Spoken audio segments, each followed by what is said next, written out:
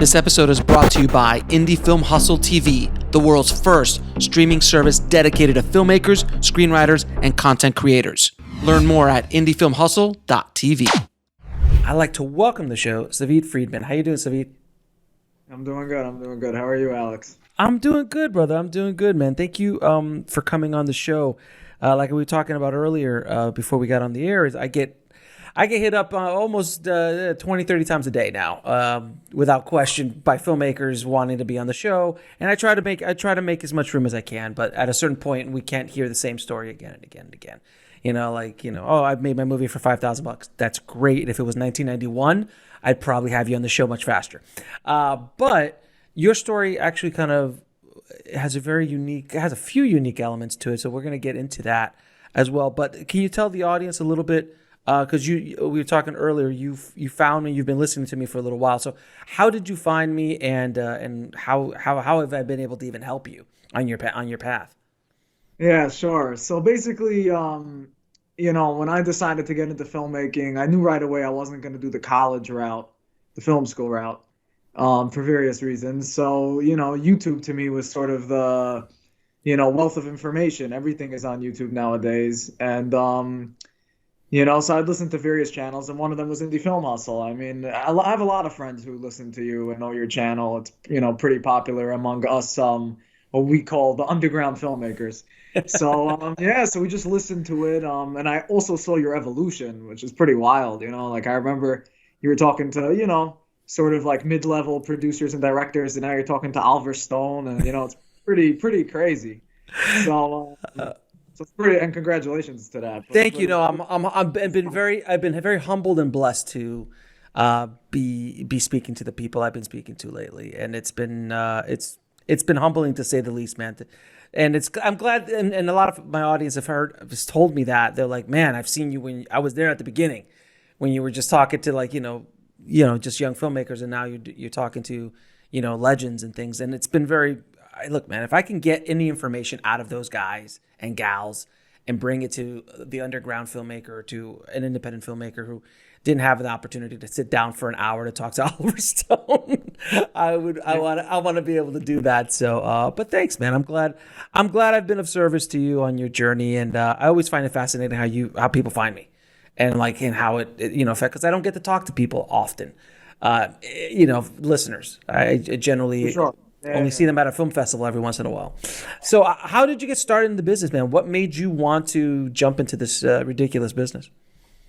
It's a good question. I don't know if I made the right choice. No, I'm kidding. But it wasn't really like that. It wasn't really so much of a business, and like most of us, it was I was just obsessed with movies from a very young age. I didn't really know that somebody made movies. You don't realize that there's like somebody's orchestrating the story. Actually, I think I wanted to be an actor, to tell the truth, way back. I think that I wanted to be in the movies. That's all I wanted, from a pretty young age. And then I'm not sure exactly when I realized that there was a director. I think it might have been a mini doc about the making of Lord of the Rings. And I remember seeing Peter Jackson. It was like 2 a.m. or something. It might have been The Hobbit. I'm not sure.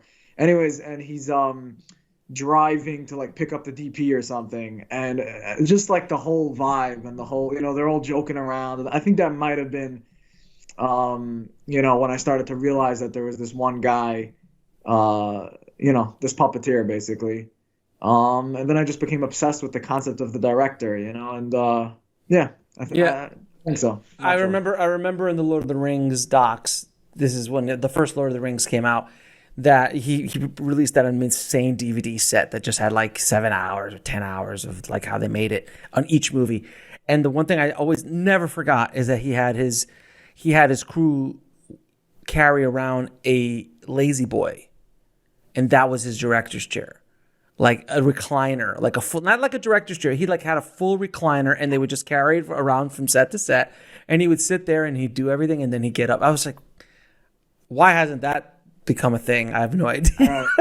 Sounds like Peter Jackson, though, Well, if you're Peter Jackson and you've already released the first Lord of the Rings, I think you can get away with that kind of stuff.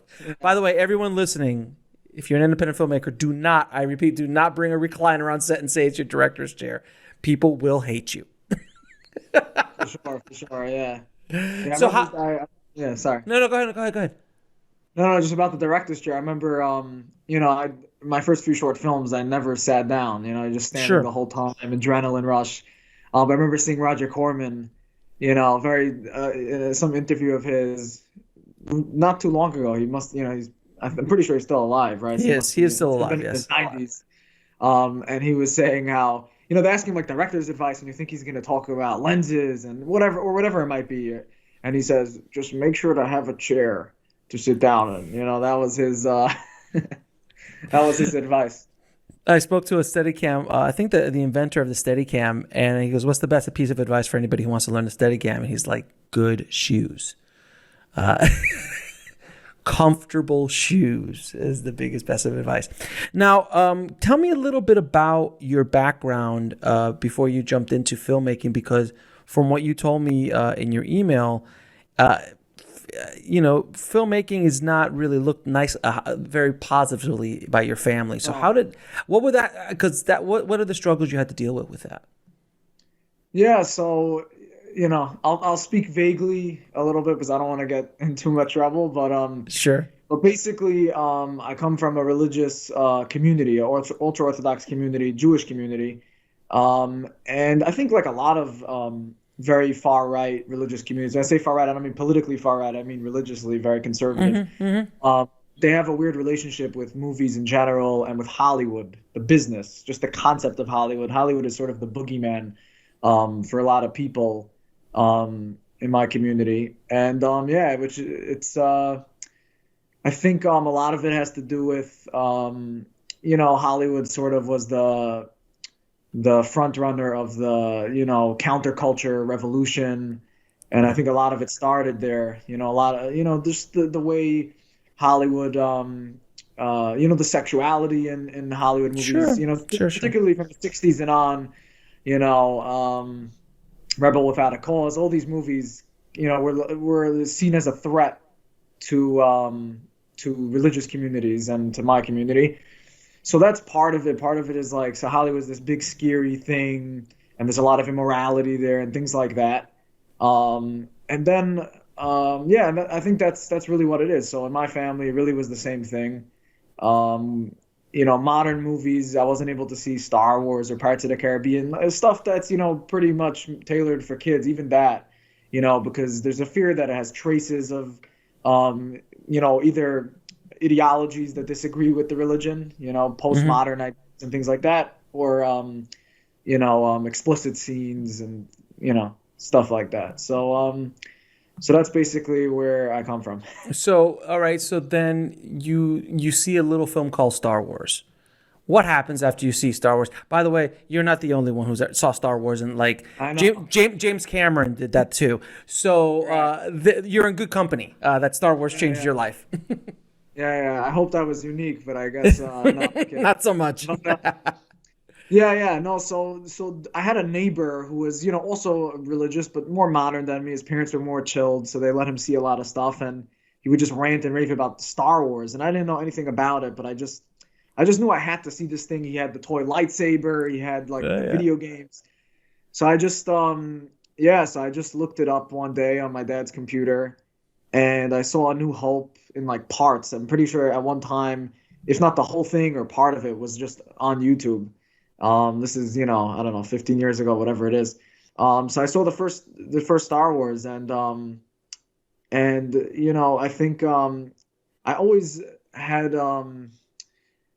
my mom would read us like science fiction and books, so it's not that I knew about these worlds, but only in my head. Sure. And then when I saw Star Wars, it was the first time I actually saw it on a screen, that in movies people are able to do this. They're able to, create these crazy fantasies and these worlds. And it was as simple as that. It just, it was like the Big Bang for me. It was yeah, and I just became obsessed with Star Wars and playing Star Wars with my brothers and having lightsaber fights and stuff. And Right. so yeah, I think the Star Wars obsession really was like the sort of the thing, Catalyst. the bug that bit me. Yeah, Yeah. the as I like to call it, the beautiful disease, or the beautiful infection that is filmmaking. Because once you get it, you can't get rid of it. No matter how hard you try, or no matter what obstacles happen to be in your way. It's something you just have to do. So, which brings me to your first movie, Man. How did you, living in the environment that you were living in, not getting much support, I'm assuming, from your family or community, how did you generate not only the energy to make it, but to find the money for it and all that whole thing? So how did that whole process come along? I didn't though. I didn't maintain the energy, as you can maybe. You look as old as I am. No, I'm joking. Yeah. It's so basically trying to get the timeline right. So basically, I went to Israel. Actually, I went to study in Israel. On the hopes of becoming like a big rabbi or whatever. And it was a very intense thing. It was a good experience, but it just didn't work out for me. I had a lot of good friends who went there to study. But I was a movie addict, a movie junkie. Like that's how I got through high school. Like, there was a time where I was dorming in a very serious religious school where, if they would catch you with watching a movie, you were thrown out. And we would just watch movies under our covers. Literally, I remember seeing Schindler's List in my dorm room on a tiny phone, for the first time. I'm sure Steven exactly how he wanted you to watch it. Exactly. So basically, when I came back, I got a job as an assistant teacher in a school, but it was just a soul-crushing job, and I just had this, like buzz in my ear, like this little whisper in my ear, and then eventually, and then I had a friend who passed away, sadly. And right before he passed away, I was talking to him about I want to be a director, and he came from we grew up together, went to school together, but at the time he became more open-minded and everything, and we saw Goodfellas, we saw like all the classics together. I saw Goodfellas in his grandmother's basement, so he was very positive about it, and he said, I think you should do this, and then he literally died a week later. Oh wow, sorry. Yeah, he was an incredible guy. He would do De Niro impressions and all this. So that really compelled me, I think. Like I remember being at his funeral and at his burial, and I just felt really angry. And I just decided, like, I'm just going to try to do this, So I basically, I had this idea for a short film. It turns out the short film was going to cost like $100,000 to make. That's how it goes. When you first start, you write a script. It was like a mixture of Blade Runner and all these different things. And I remember, like, I went online, I was looking for a producer, and I found some girl on Upwork. I don't remember, one of these things, one of the, the film sure. sites. And she said, yeah, well, I'll produce it, So I meet with her. She said, oh, first we have to make a trailer, like a sizzle reel or whatever, to raise money through Indiegogo. So basically, I ended up getting $2,000 from this. I used to work with special needs children. So there was a kid I was taking care of, and his dad was like a big fan of this movie obsession of mine. So he gave me like $2,000 cash on the spot for the trailer. That's amazing. So we made this trailer, and it was an utter disaster. I mean, it just didn't work out. And we raised like $100. It was like my older brother who gave the money, like on Indiegogo. It was pretty embarrassing. So then, it was like back to square one again. I'm like, how in the world is this going to happen? It just was, the trailer was pretty good, I think, but it just didn't fly. It just didn't work out. And then I remember I was watching Vice News did a thing on Christopher Nolan's Following. They interviewed him about zero budget filmmaking. And I was watching his advice, and he basically said, just take a camera, the thing that they say. But to me, the thing about him, certain filmmakers you could see, like you could tell they sort of come from the underground world, but here's the guy who made Inception and all these things. And then I saw Following, and it's this real, gritty, run and gun. Yeah. Like glued together, with popsicle sticks or whatever. It's a brilliant film, but it's unbelievable to see that he went from there to there. So he did his advice. I took a camera, I shot a short film. The only money was to the camera and stuff and to the makeup artist. And that film was okay, like I put it out there. Some people liked it, some people didn't, but that's basically how it starts. Just kept making short films. And then I produced a short film for this thing called the Indie Film Collective. That was an interesting experience. And then we made another short film. And then just over time, making all these short films, I picked up a very small following on the internet. I mean, when I say small, I'm talking about like maybe 10, 15 people, whatever it is.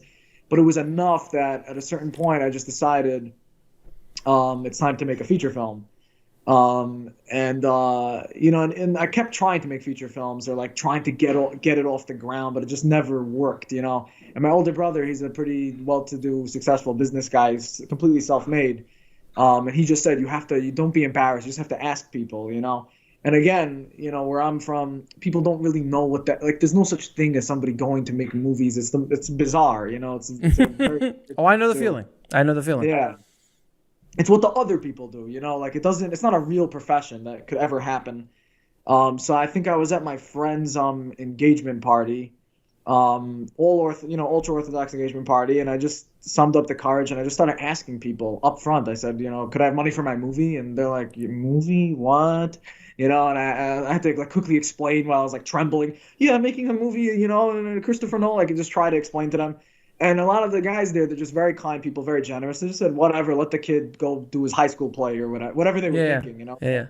So I raised like $800 to $1,000 literally that day just from asking people, just basically bullying people into giving me money. And then with that seed money, I joined forces with a friend of mine, and we basically started raising money online, crowdfunding on Indiegogo. And we raised like $8,000 that way, and I put in another $1,000 of my own, and we basically managed to get the budget together. But there was no, it wasn't easy. Let's put it that way. So then when you get the movie done, then you basically got it in the can.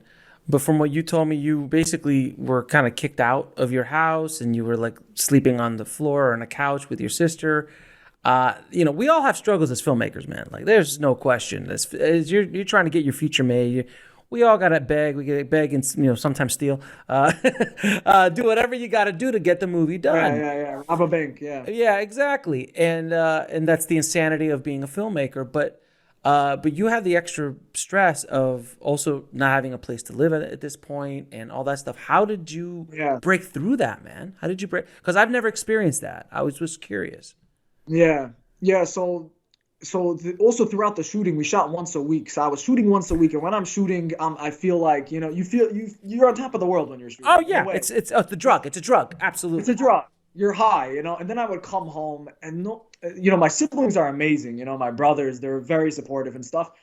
But I don't blame nobody. Like, how are they supposed to know what the hell I'm doing? And it's not just a religious thing. A lot of parents aren't, Oh no, regardless. Anything in the arts is insane.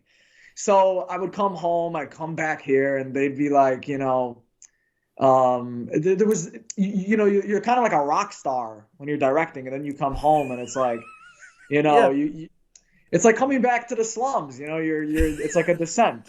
So it was really depressing in a way. It was like swinging between these different worlds. And then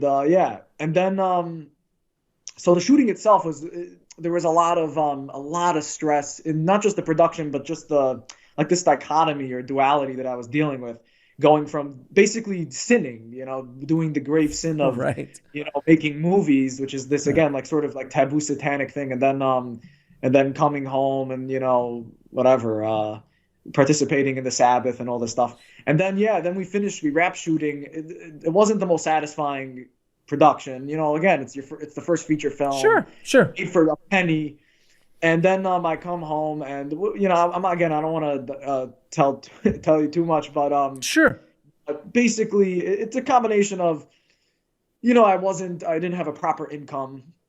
I wasn't making money, didn't have a real, my parents were very worried about me. I didn't have a career path. Sure. Then again, it's the movies, it's all these things coupled together. And I basically just pissed off enough people, and they were like, sparks flew, and I basically was told nicely to leave.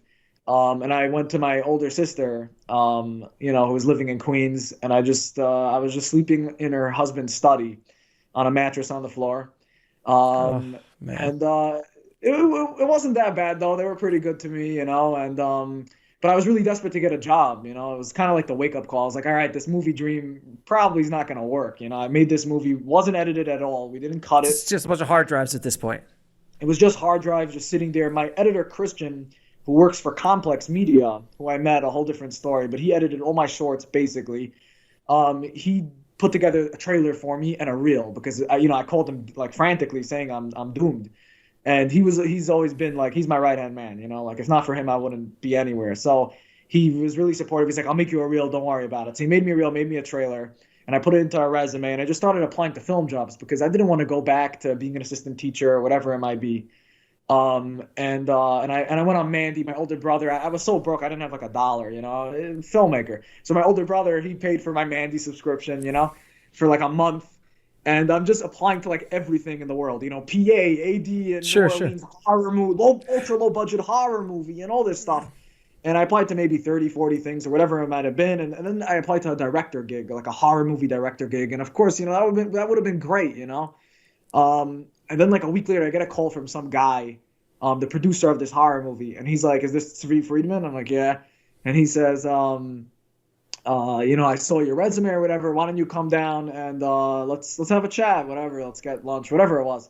And I was like, oh yeah, I'm gonna get the job. I'm so desperate at this point. And I remember it was snowing, freezing cold. I go out there, and like the second I meet the guy, he's like, I don't think you're the right fit for the job. And I'm like, oh great, another one of these, meeting waste of time. And then he says, but I saw the trailer for your feature. I saw some of your shorts, and I really like it. And I sent your work to my friend Carrie Woods. I have no idea what that is. But again, this guy, he assumes I know, like he doesn't realize like, where I'm coming from, that I've no, connection with the business whatsoever. And he's like, he really wants to meet you. So when I leave the meeting, I call up my editor, Christian, and I say, oh my God, this guy, he said Carrie Woods, this whole thing. Because I Googled Carrie Woods right after, and I saw his credits. He's a legend. Yeah, he's a legend. Yeah. And Christian, my editor, again, I love him. This isn't to disparage him, but he just was like, come on, man, because he's been in the business much longer than me, and he's in a much more professional sphere, and he's had horror stories. So he was like, I wouldn't, just don't get your hopes up. Yeah, right. I would say the exact same thing if you were out talking to me. Yeah.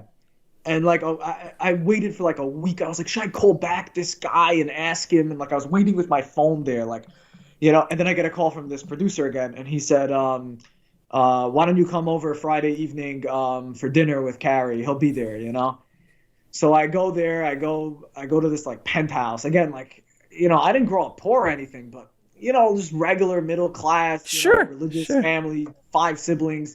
Everybody like lives very simply where I come from. And all of a sudden I'm in this, crazy apartment. And there's Carrie, and he looks like right out of his Wikipedia page, It was a little weird. I was like, but,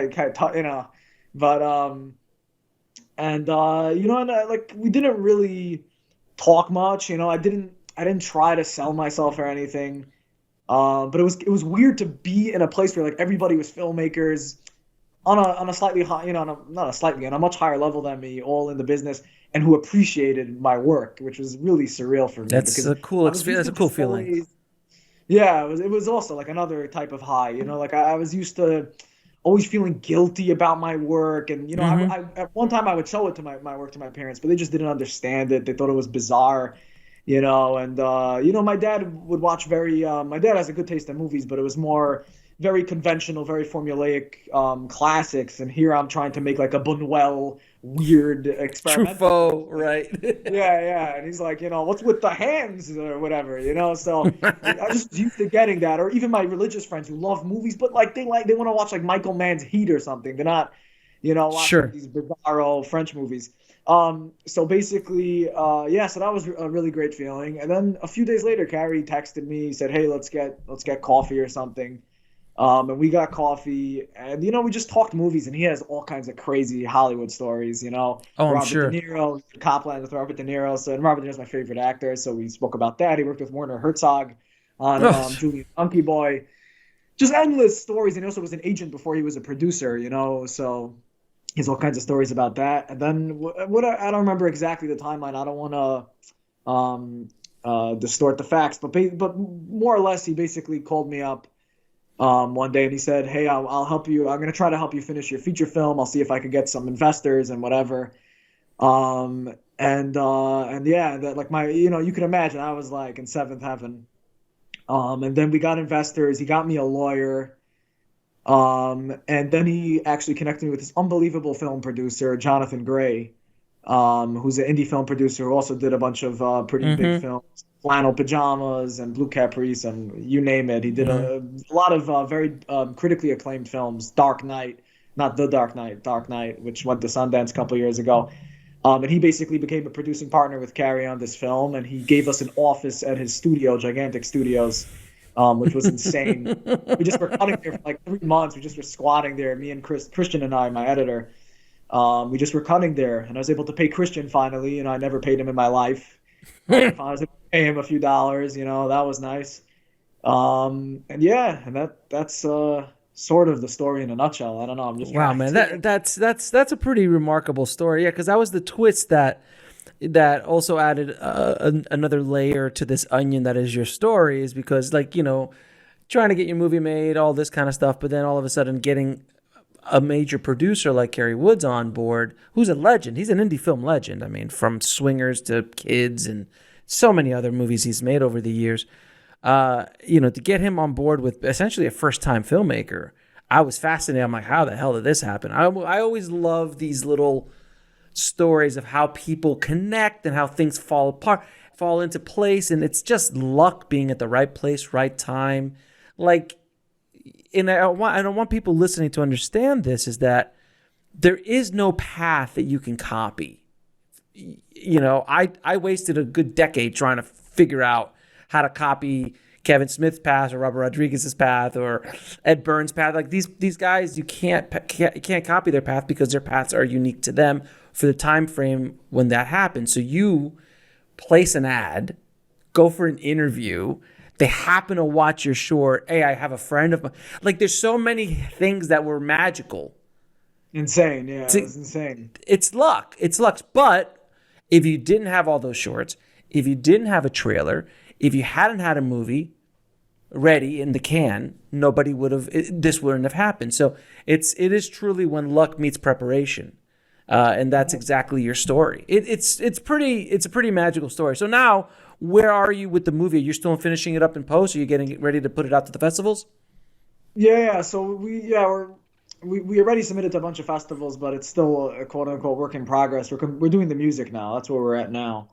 So we're picture locked. We're doing the music, literally, like we just started yesterday. And also the color, which we're basically finished. And yeah, and we're just trying, nowadays you have, it's not like it used to be. Now you have literally tens of thousands of films, everybody with their $100,000 movie. There's just a lot of competition. It's very easy to get lost in the pile. Yeah, it's sort of playing a lottery, at the end of the day. Yeah, it's pretty. If you've listened to the show and you've seen the show, I've talked about distribution and how to get your movie out there and stuff. It is very difficult to get an independent film with you have no stars, if I'm not mistaken. You have no faces or stars in the movie at all. We have some future stars. I'm Right. not just saying that to be nice. We, particularly, the main actor in our movie, at one time he was on the Broadway show Cabaret, Sam Mendes' Great. production. But he's a brilliant actor, brilliant. His name's John Peterson. Shout out to John, but he's really remarkable. Even all these producers that we've been showing the movie to now, like we're showing it to all these guys we've been doing it forever, and they're all like, wow. So the thing is, yeah. So, but as far as distribution is concerned, of course. If I walk into a distributor's room and like, hey, I got a lot of future stars, they're gonna be like, get the hell out of here. But not lack of talent, but lack of star power, meaning recognizable faces. Right. So without that, it is difficult to do it unless you happen to get into a film festival that could be, that likes it and you get some awards and then maybe get some attention. But just as a since you haven't asked me for this advice, but this is what I would do. I would use Carrie Woods' name as much as he allows you to use it to open doors for you, because that name does carry a lot of weight in the indie film space.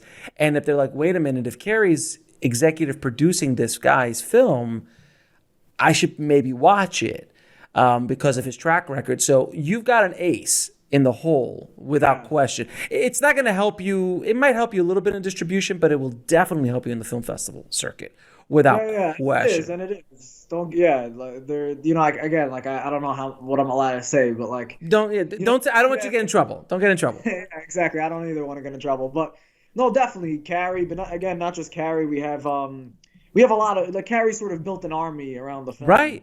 That's so. I mean, it's amazing that It's amazing that a producer of his magnitude, who's done so many films over the years, still is hunting for that, that diamond in the rough, and just trying to grab something and trying to help a filmmaker along. And that's another part of the story that I love, is that someone like him is not too high up in the mountain where all the gods, the filmmaking gods, live. Like Mount Olympus, where Spielberg and Lucas and all those guys live, that he's still willing to do, because he doesn't have to. I mean, he completely doesn't have to do anything, but he wants to, because he loves the process so much and wants to help young voices come out. So that's a really pretty awesome part of the story. So I got to get Carrie on the show one day. I want to talk to Carrie. I think he'd do it. Yeah. Yeah. He's just a really, I mean, I don't know why he decided to do this. You'll have to ask him. Right. You're like, I don't know why I'm here. I don't know how this happened. It's kind of like, the movie Being There, which is actually one of Carrie's favorite movies. Oh yeah. I love Being There. With Peter Sellers. He's just like this, I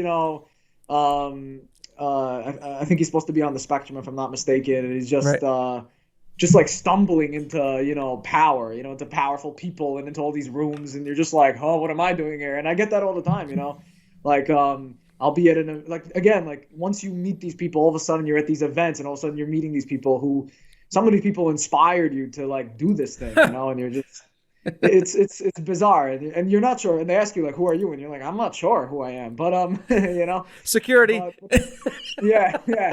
But Carrie's a really righteous guy. I think he's a really he's just a really good person, above all else. He's like a real cinephile. He really loves cinema. Yeah. Even though he might have produced some really big commercial movies too. But he just loves cinema, and I think he just really wants to try. He sees himself sort of, maybe, again, I shouldn't, you'll have to ask him, but my read is that he really feels like a guardian of cinema, and that's why I got lucky. I bumped into him, but that's why he hasn't just done this for me. I'm not the only person, but pretty much. Many of the directors he's worked with were all first-time directors, and Doug Liman with Swingers, and John Favreau and that whole crew. I mean, helping them along, and the list goes on and on. I mean, he's helped so many filmmakers over the course of his career. James Mangold and M. Night Shyamalan. A couple guys. Its second, like, legit movie. Like, M. Night did like a low-budget indie that went to a bunch of festivals, but his second, like, more studio film or whatever, Carrie made that happen, and the list goes on forever. But so it's really cool. And also another cool thing is that Carrie's producing a film called Maggie Moore's, which is a John Hamm movie right now, in New Mexico. So it's just funny how we're making a little $10,000 movie and stuff, and Carrie's sending us notes, and then he's busy with these guys. It's really weird. I also wanted to have you on the show because I want filmmakers out there listening to see that this does happen still. These kind of little, there's a lottery ticket moment. These are kind of lottery ticket moments. I mean, look, you're not making the next Marvel movie yet or anything like that, but you are definitely on a path that will hopefully build a career for yourself, and having a champion help you. And everyone needs a champion, from Spielberg to, every one of the gods, the filmmaking gods that we look up to had a champion. If it wasn't for Steven Soderbergh, Nolan wouldn't have gotten Insomnia. And without Insomnia, he wouldn't have gotten Batman, and the rest that goes on and on. There's always a champion. So I'm just glad that we could put this kind of story out there for filmmakers to hopefully hold on to and go, look, there is a hope. You just gotta. The thing is that you just have to do the work without expectation, because that's exactly what you did. You didn't have any expectation of anything happening to you other than hopefully this is going to get made and hopefully I'll be able to do another one, let alone teaming up with a producer like Carrie. And becoming homeless as well. Let me ask you, I want to ask you, man, what is, when you were on set, I always like to ask this question. Sure. When you were on set, shooting 1 day a week, which is fascinating, which is awesome. 10 weeks, yeah. It was awesome. What was the toughest day on set, like that day that you felt everything was going to come crashing down around you, and how did you overcome it? That's almost every day, but we had many days. We just have crazy stories. I mean, again, not anything new, but fun, you know. So we were operating with a tiny crew. First of all, some of our crew pulled out, you know, shocking, exactly. So we had to do the scramble, Facebook, all that jazz. You know, we went through makeup artists. Like, I don't know if you ever saw Man Bites Dog. Of course I did. It's an amazing film. Everyone listening, watch Man Bites Dog. It's on Criterion. They keep killing the sound mixer. You know, the on-set sound mixer, and throwing them off the reservoir. So that's basically what it was like. We were going through makeup artists like a revolving door. You know. Because again, we didn't really have money, so that's how it goes, right? Nobody really, of course. You know, very few people want to, again, and it was in the middle of the winter. But the second day, which is the second week, it was going to be one of these 18-hour days, and we're shooting in multiple locations. And we were at the beach. This didn't make it into the film, and none of this footage. And all of a sudden, again, I don't want to, I love my crew and everything, but somebody said, oh, we didn't have anything. We couldn't dump the footage, and we didn't have enough memory cards. Let's just put it that way. It happens, bro. It happens. We had like one memory card, you know, and so that was like you know, I had a full on panic attack, and whatever. We ended up having to drive over and get a laptop and get memory card. It was crazy. I mean, something as simple as that we didn't prepare for, obviously, which is a little ridiculous, but still, we had like, I don't know what it was, like a 64 gigabyte, you know, like whoever was supposed to bring that stuff didn't bring that stuff. So that was one of them. And then we had another shoot. Also we were shooting in a lot of places that were given to us as a favor. We weren't paying for it. Sure. So one of the places we were shooting at, I just remember being terrified of like things breaking, you know, and of course we ended up breaking something. And then it was the whole thing was like, who's going to talk to the owner? Who's going to make the call? And we all just were chickens. We were just, the whole shooting process was just like fear, because like everybody was just like, let the kids do their thing. Let them play a little bit, you know? And then the craziest thing was we were doing a reshoot of a scene, a murder scene. And this is after the 10 weeks. This is like a few weeks later. We finally managed to get everybody available, and we're shooting a scene. And it turns out, we didn't realize, but when we shot there a few weeks before, this location was where a homeless man would sleep. It was his territory. And he remembered us from the first time. And he started like cursing us out. And my line producer is from Colombia, so he speaks Spanish. So he understood what the guy was saying, but he didn't want to like tell us what the guy was saying because he didn't want to scare us, and we wanted to get our finally comes over to me, he's like, I think the guy might break the camera. And I said, well, what? And I turn around, and the guy pulls out a knife, and he puts it to my AC's neck. And he's like basically saying, you know, I'm going to kill you if you don't leave. You know, so the first thing I did was grab the camera and run, you know, and the whole crew followed afterwards. I was like, what happened to the AC? What happened to the AC? He was fine, but we just like walked away slowly, like we did, you know. And the guy just chased us out of there. He chased us out of the location. We couldn't go back. We couldn't get any more coverage, and that was it. That's all we had. And I'm afraid to go to that train stop now because it's near a train station. Wow, man. Yeah. It's crazy stuff. It never ceases to amaze me, the stories you hear about productions, especially indie, no budget productions. Man, I've been there. I understand it. I've been there too many times to I haven't had anyone pull a knife on us, so that's a new one. I haven't had that, but there has been other stories, to say the least. Now I want to ask you a few questions. I ask all my guests, man. What advice would you give to that underground filmmaker listening, like you've been listening to me, and what advice would you give them to get to get into the business, to do what they love to do? Yeah, so like you said, like there's no roadmap Anybody who tells you there's a roadmap, at the end of the day, I think it's bullshit. I remember I got a PA gig actually, like on a big set called The Good Fight, CBS show. Hmm? My friend Sergio, who was my line producer on my film, he got me in there. I was like, I was trying. That was at one point that was my thing. Like, I just gotta get on a big set, and I have no idea how. Right? You don't go on Indeed and get on a big set. It just doesn't work that way. So it turned out that you just have to meet someone who knows someone who could get you on. Networking. Yeah. Yeah, which to me is kind of that's really frustrating to me about how the business. It's like this very elitist, high barrier entry type thing. So I finally get on. I'm a stand-in PA. I'm given a radio and stuff, and my job is to stand outside a door. I'm like, there's like 1,000 PAs, and I'm gonna stand outside a door and just tell people to be quiet, right? My job basically is to do nothing, but I got paid. It was good money, but like I did nothing the whole day. And by breakfast, I was just trying to talk, network, speak to people, find out like how do you get into this mysterious place. And I remember I met the production designer of the show, and he was covered in paint, like his pants and everything. And I said, how did you get here? How did you? And he looks at me with a big smile. He's like, "You're here." And in my head, Yeah. I was like, "Oh, thanks. Wow, great advice." But the point is that there really is. And I remember I asked how the actors have PAs also. Like they're treated like royalty. They can't touch the ground. So I asked the PA to one of the actresses, like about the director. I'm like, do you know how she got here? And she's like, you just have to do it. So the point is that even when you're in the inner chamber, the machine, yeah.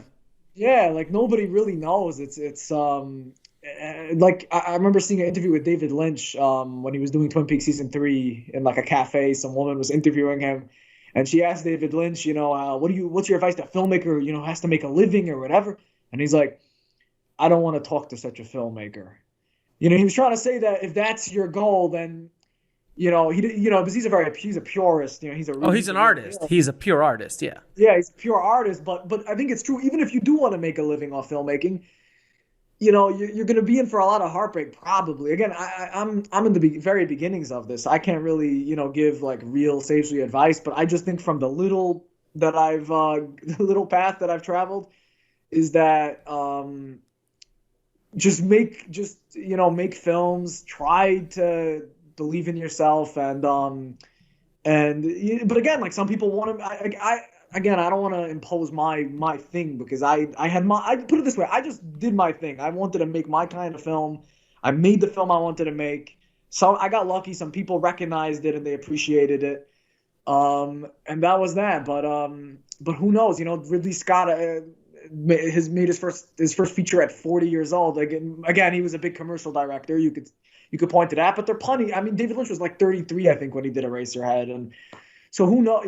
There is no. There's no path. ADing, yeah, there is no path. That's basically the advice. That there is no advice. Yeah, it is. Yeah, I get asked all the time what that is. I was like, just do what you love to do and try. Just don't bet the house on it because this is a very difficult path. There's no question. And I've talked to everybody from the biggest guys to like, people just starting out like yourself. And it's always about, how do I get in and what do I do? I'm like, you just got to do it. And yeah, you'll meet someone, you'll connect with somebody, maybe someone you met now. In 6 years, they'll open a door for you that you didn't know about. It happens. It's happened to me. It happens all the time. It's just, that's the thing that's so frustrating about being a filmmaker. It's unlike being a doctor or a lawyer. Those are direct paths to making a career. An engineer. Like these are direct paths. Filmmaking is just like it's like a musician or like arts in general. There is no. Yeah. There are some paths you could take, but like to be a filmmaker, to be a director, to tell stories like that, it's tough, man. It's tough. But is it doable? I talk to people every day on the show that it worked out. I was able to make a career out of it as well, and still love to do what I love to do. It's just about doing it, man. Now, what is the lesson that took you the longest to learn, whether in the film business or in life? I think just as a director, what I found, again, like there's no universal, because that's the thing. The arts are so subjective, which is why there's such a diversity of artists and so many different paths in the art world. because it's not a science, it's not a doctor. So, you know, it's not like for a surgeon, yeah, like he'll tell you, you know, don't move the knife left because you'll kill the the person. But for an artist, it's very different. But for me personally, what I found is that I used to think, I remember I used to be a big Ridley Scott guy. Like I still am. I mean, Blade Runner. I mean, Jesus Christ. Yeah, Blade Runner is you know, Top 5. Top 10. Top, yeah. No question. No question.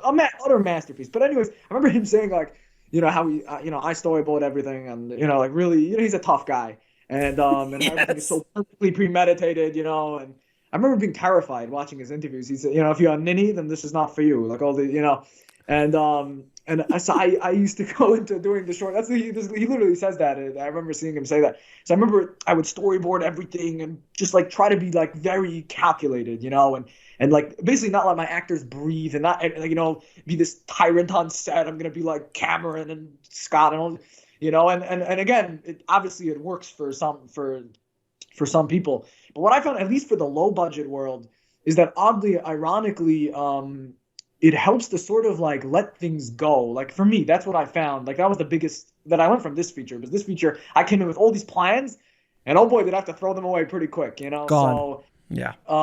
I found that like the magic for me happens when it, you know, the cliche of collaboration, but that's kind of what it is. Like, you know, I got lucky. My DP and we did 2 short films after the feature. I got like a really good relationship with him and a really good relationship with my editor and my composer and the main actor in my film.